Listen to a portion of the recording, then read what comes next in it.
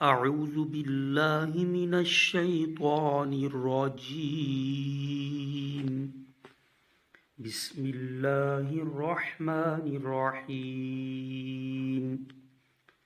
إن الله لا يستحيي أن يضرب مثلا ما بعوضة فما فوقها فأما الذين آمنوا فيعلمون أنه الحق من ربهم وأما الذين كفروا فيقولون ماذا أراد الله بهذا مثلا يضل به كثيرا ويهدي به كثيرا وما يضل به إلا الفاسقين الذين ينقضون عهد الله من بعد ميثاقه ويقطعون ما أمر الله به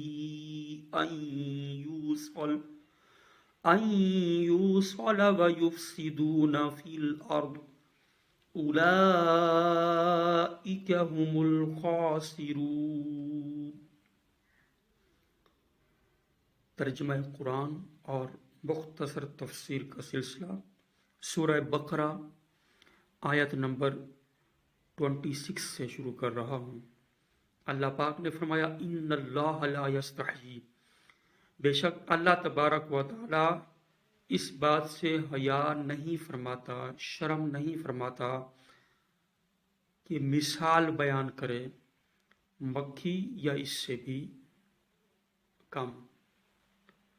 دراصل اس آیت کا شان نزول یہ ہے کہ پیچھے منافقوں کی 2 مثالیں بیان ہوئیں، اور یاد رکھیے گا بھائی، ہمارا یہ جو سلسلہ ہے قرآن کریم سورہ فاتحہ سے مسلسل جاری ہے۔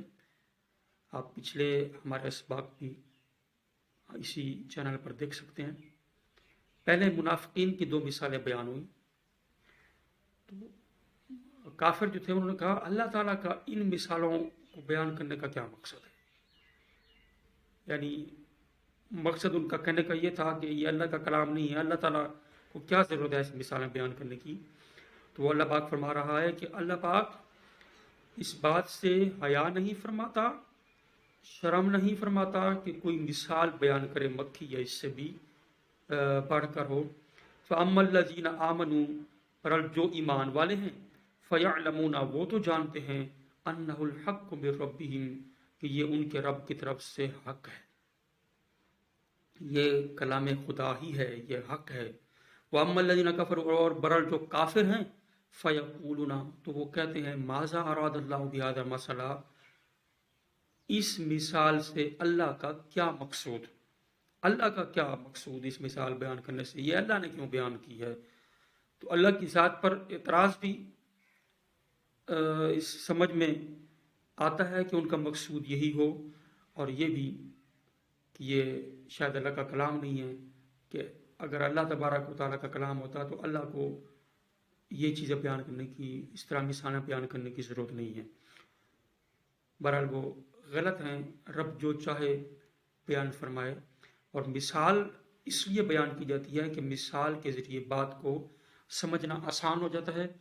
تو بات کو سمجھانے کے لیے اللہ تبارک و تعالیٰ نے منافقوں کا صحیح طور پر جو ہے ان کو چہرہ دکھانے کے لیے ہمیں وہ مثالیں بیان فرمائیں۔ یضل بہ کثیرا، اس سے بہت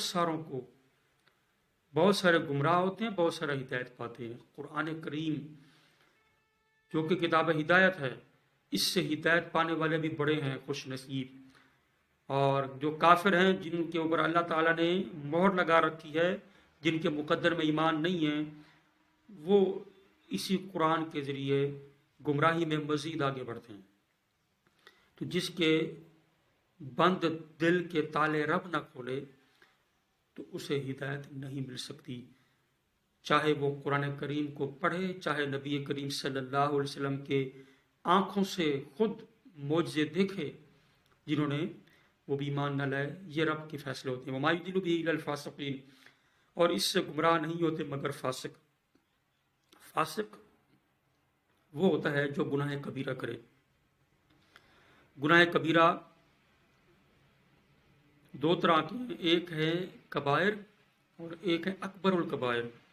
کبائر سے مراد وہ گناہ ہیں جن سے اللہ تعالیٰ نے قرآن میں منع فرمایا کرنے سے، جیسے زنا ہے، جھوٹ ہے، غیبت ہے۔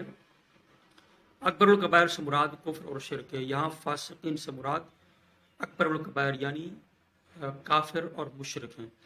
الذین ینقضون عہد اللہ، جو توڑتے ہیں اللہ کے عہد کو، من بعد میثاقہ، اس کے پکا ہونے کے بعد، جو اللہ کا پکا عہد توڑتے ہیں، ویقطعون ما امر اللہ بہ ان یوصل، جس چیز کے بارے میں اللہ نے حکم دیا جوڑنے کا وہ اس سے کاٹتے ہیں۔ اللہ کا حکم یہ ہے کہ مسلمانوں کے تعلقات آپس میں ٹھیک ہوں، رشتہ داروں کے ساتھ حسن سلوک کیا جائے، ہر رشتے کے حقوق ہیں، اولاد کے حقوق ہیں، ماں باپ کے حقوق ہیں، میاں بیوی کے حقوق ہیں۔ وَيُفْسِدُونَ فِي الْأَرْضِ، اور زمین میں فساد پھیلاتے ہیں۔ فرمایا اولئک هم الخاسرون، یہی لوگ خسارہ اٹھانے والے ہیں، نقصان اٹھانے والے ہیں۔ دنیا میں بھی یہ گھاٹے میں ہیں، آخرت میں بھی نقصان میں ہوں گے۔ اللہ ہمیں خسارے اور گھاٹے سے محفوظ رکھے، آمین۔ ما علیہ الا البلاغ۔